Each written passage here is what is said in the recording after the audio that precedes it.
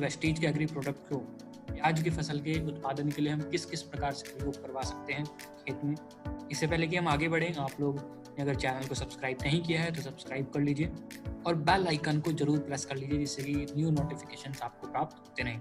तो आइए हम लोग स्टार्ट करते हैं कुछ बेसिक्स के साथ। प्याज की जो फसल है या प्याज की जो सब्जी है, वो ना सिर्फ इंडियंस की बल्कि पूरे संसार के लोगों की one of the most favourite vegetable है। और खास तौर से जो इंडिया की प्याज है वो जानी जाती है उसके तीखेपन के लिए, अच्छे अच्छे व्यक्ति को रुला देती है और बहुत बार हमारी सरकारों तक को भी रुला चुकी है। गवर्नमेंट को भी काफ़ी दिक्कत फेस हो जाती है अगर इसके प्राइस में फ्लक्चुएशन हो जाए तो। जहाँ तक प्रोडक्शन की बात है तो पूरे वर्ल्ड में इंडिया नंबर 2 पे आता है चाइना के बाद। और स्टेट्स की अगर बात करें तो महाराष्ट्र, कर्नाटका, गुजरात, बिहार, मध्य प्रदेश, आंध्र प्रदेश, राजस्थान, हरियाणा, ये कुछ स्टेट्स हैं जो कि मेजर ओनियन प्रोड्यूसिंग स्टेट्स हैं। मौसम की बात करें तो ओनियन को टेम्परेट क्रॉप कहा जाता है, मतलब सर्दी वाले मौसम की फसल कहा जाता है इसको। लेकिन आज के समय में ये wide variety of climatic conditions में उग रही है, मतलब टेम्परेट में भी कर रहे हैं, ट्रॉपिकल में भी कर रहे हैं, सब ट्रॉपिकल में भी कर रहे हैं, north India, south India, west India, east India, हर तरफ प्याज की खेती आप कर सकते हो। डिफरेंट डिफरेंट काइंड ऑफ मिट्टी के ऊपर आप इसकी खेती कर सकते हो, लेकिन अगर बलुई दोमट मिट्टी रहे जिसका पीएच रेंज 6 से 7.5 तक हो, उसमें ऑर्गेनिक मैटर अच्छा हो, तो वो पैदावार के लिए बहुत अच्छी रहती है। सीजन्स की बात करते हैं। इंडिया में 3 सीजन्स में इसको लगाते हैं हम। खरीफ के सीजन में जब खरीफ स्टार्ट होता है जुलाई के समय, तब हम इसको लगा सकते हैं, अक्टूबर तक तैयार हो जाती है फसल। लेट खरीफ का एक सीजन आता है जब खरीफ जाने लगता है उस टाइम पे, तब हम इसको अक्टूबर के समय, नवंबर के समय प्लांट कर सकते हैं। जनवरी से लेके मार्च तक इसको हार्वेस्टिंग की जाती है। एंड देन मेन सीजन जो आता है वो है रबी सीजन, जब हम इसको दिसंबर से जनवरी के बीच प्लांटिंग करते हैं एंड देन हार्वेस्ट करते हैं मार्च और मई में। लेकिन इन तीनों सीजन्स की अगर हम प्रोपोर्शंस की बात करें तो सबसे ज़्यादा जो उत्पादन होता है या जो सबसे ज़्यादा कल्टीवेशन होता है वो रबी के सीजन में होता है, जो कि अप टू 70% तक रहता है। वहीं खरीफ में ये 20% और लेट खरीफ में सिर्फ 10% रहता है। दैट मीन्स कि अभी भी लोग खरीफ और लेट खरीफ में इसको प्रेफर नहीं करते हैं, क्योंकि खरीफ लेट खरीफ में बारिश ज़्यादा होती है क्षेत्रों में और उसकी वजह से किसानों को फसल के खराब होने का खतरा बना रहता है।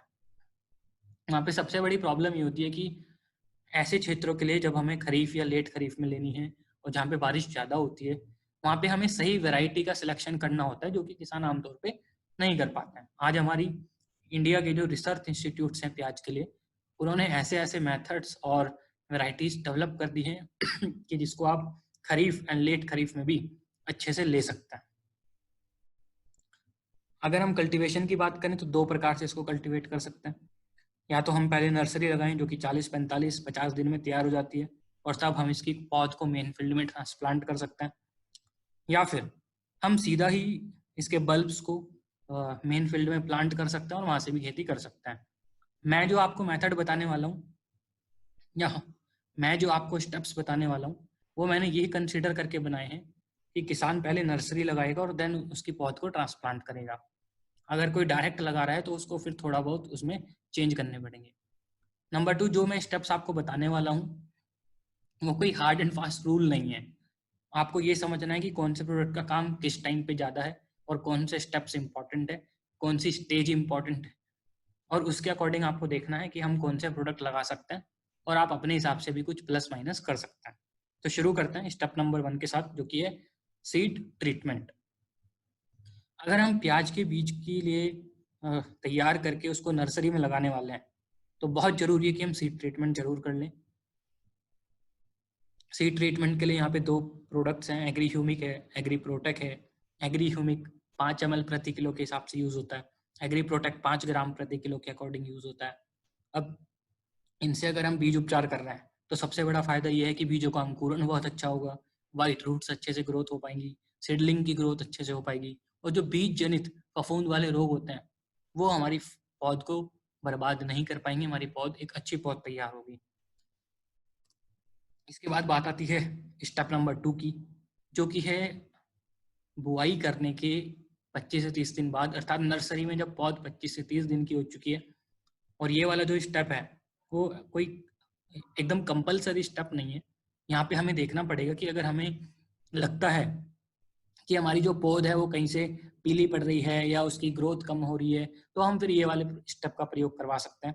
यहाँ पे हम Agri Humic and agree 82 20 ml Agri Humic 5 ml Agri 82 15 litre के टैंक में मिला के स्प्रे करवा सकते हैं, जो कि हमारे क्रॉप में अगर या सीडलिंग में किसी भी प्रकार का पीलापन आ रहा था, उसकी ग्रोथ अच्छी नहीं हो रही थी, तो वहां से उसको रिकवर करने में हेल्प करेगा। फिर नंबर 3 बात आती है बेसल एप्लीकेशन बिफोर ट्रांसप्लांटिंग। अब हम मेन फील्ड में इसको ट्रांसप्लांट करने जा रहे हैं, तो ट्रांसप्लांट करने के लिए हम मेन फील्ड को तैयार करते हैं और हम ये सुनिश्चित करते हैं कि मेन फील्ड की जो मिट्टी है वो अच्छे से उर्वरक रहे, रोगों से मुक्त रहे। ऐसे में किसान गोबर की खाद, डिफरेंट डिफरेंट टाइप के फर्टिलाइजर्स, फंजीसाइड्स, ये सब चीज़ों का एप्लीकेशन करता है। और उस समय पे हम लोग वेस्टीज का agri humic granule, agri protect and agree 82 का प्रयोग करवा सकते हैं। 1 एकड़ के खेत के लिए हम 5 किलो ह्यूमिक ग्रैनुअल, 300 से 500 ग्राम प्रोटेक्ट एंड 150 ml एग्री 82 का प्रयोग कर सकते हैं। ये पर्टिकुलर स्टेप जो हम कर रहे हैं हमारी मिट्टी को उपजाऊ बनाने का काम करेगा, उसको भुरभुरा, सॉफ्ट, पोरस बनाने का काम करेगा, मिट्टी की कैटायन एक्सचेंज कैपेसिटी बढ़ाएगा, जिससे कि ज़्यादा से ज़्यादा न्यूट्रिएंट पौधे की जड़ों तक पहुंच सकें। प्रोटेक्ट हम डालेंगे ताकि फफूंद जनित रोगों से हम बचा सकें। 82 हम डालेंगे, वाटर होल्डिंग कैपेसिटी सही हो सके, मिट्टी से पेनिट्रेशन अच्छे से हो सके पानी का। इसके बाद जो बात आती है वो है स्टेप नंबर 4 की, जो कि है रूट ट्रीटमेंट। अब प्याज की जो फसल है उसमें सीड ट्रीटमेंट के साथ साथ रूट ट्रीटमेंट भी बहुत ज़्यादा इंपॉर्टेंट है, क्योंकि जो हम पौध वहाँ पे लगाने वाले हैं मेन फील्ड में, उसकी जड़ों का विकास बहुत अच्छे से होना इंपॉर्टेंट है, उसको रोगों से मुक्त करना बहुत ज़्यादा इंपॉर्टेंट है। तो जड़ उपचार हम जरूर कर लें, और उसके लिए हम यूज़ कर सकते हैं Agri Humic and Agri Protect. हम इनका घोल बना सकते हैं, 5 ml प्रति लीटर ह्यूमिक, 5 ग्राम प्रति लीटर एग्री प्रोटेक्ट। पौध को उसमें 10 मिनट के लिए डुबाएं और फिर उसको लगाएं। तो ये जो पर्टिकुलर स्टेप है ये हमारी पौधों की जड़ों को विकसित होने में मदद करेगा, उनको अच्छे से जमने में मदद करेगा, वाइट रूट्स को डेवलप करेगा, जो बीमारियां लगने वाली थी उनसे बचाने में मदद करेगा। सो ये बहुत इंपॉर्टेंट है, क्योंकि प्याज की फसल में आगे जाके काफ़ी बीमारियां आने का खतरा बना रहता है। इसके बाद स्टेप नंबर 5 है, जो कि 25 to 30 डेज आफ्टर ट्रांसप्लांटिंग। आपने मेन फील्ड में ट्रांसप्लांट कर दिया, पौधारोपण कर दिया, पौधारोपण के 25 से 30 दिन के बाद हम वहाँ पे एग्री ह्यूमिक, एग्री नैनोटेक और एग्री 82 का स्प्रे करवा सकते हैं। 15 लीटर के टैंक में 30 ml ह्यूमिक, 30 ग्राम नैनोटेक और 10 ml 82 की डोज रहती है।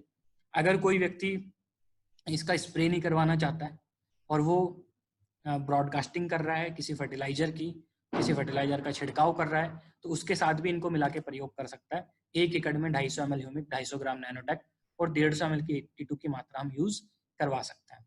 ये पर्टिकुलर स्टेप मिट्टी से पौधों तक न्यूट्रिएंट्स की अवेलेबिलिटी को इम्प्रूव करता है, पौधे की ग्रोथ को बढ़ाने का काम करता है, पौधे की ग्रोथ अच्छी रह सके।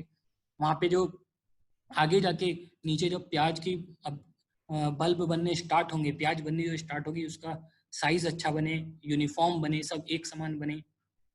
और 82 जो है वो इस स्प्रे के टाइम पे एक्टिवेटिंग एंड वेटिंग एजेंट के तौर पे काम करता है। स्टेप नंबर 6 पे आता है। स्टेप नंबर 6 है 45 to 50 डेज आफ्टर ट्रांसप्लांटिंग। जब फसल 45 से 50 दिन की हो चुकी है पौधारोपण के बाद, यहाँ पे हम पर्टिकुलरली नैनोटेक गोल्ड और 82 का प्रयोग करवा सकते हैं। नैनोटेक 30 ग्राम, एग्री गोल्ड 20 ग्राम, एग्री 82 10 ml 15 लीटर के टैंक में हम मिला के स्प्रे करवा सकते हैं। ये पर्टिकुलर स्टेप प्याज जो बन रहा है उसकी क्वालिटी, क्वांटिटी को इम्प्रूव कर रहा है, साथ ही साथ उसकी शेल्फ लाइफ को इम्प्रूव करेगा, जिससे कि आगे जाके, क्योंकि हमें प्याज का स्टोरेज करना है, तो स्टोरेज लाइफ उसकी अच्छी रहे, वो जल्दी से सड़े नहीं और हम अच्छे रेट मार्केट से ले सकें। तो ये टोटल 6 स्टेप है।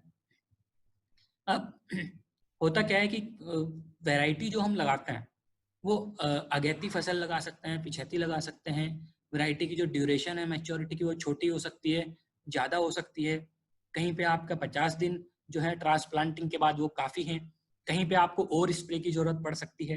तो ये चीज़ें हमें खुद थोड़ा कंसिडर करनी पड़ेगी कि कहाँ पे हमारी वैरायटी जो है वो लंबे टाइम की है, लॉन्ग ड्यूरेशन की, कहाँ पे शॉर्ट ड्यूरेशन की है, और उसके अकॉर्डिंग हम यहाँ पे एक स्टेप और आगे फॉलो भी कर सकते हैं, या फिर सिर्फ स्टेप 5 तक भी सीमित रख सकते हैं। तो ये थोड़े से जो पॉइंट्स हैं वो हमें प्रैक्टिकली फील्ड में ही आइडिया लग पाता है, वो और उसका डिसीजन मैं आप लोगों के ऊपर छोड़ रहा हूँ कि आप 6 में से कितने स्टेप करना चाहेंगे। वो डिपेंड करता है कि कैसी फील्ड में कंडीशंस हैं।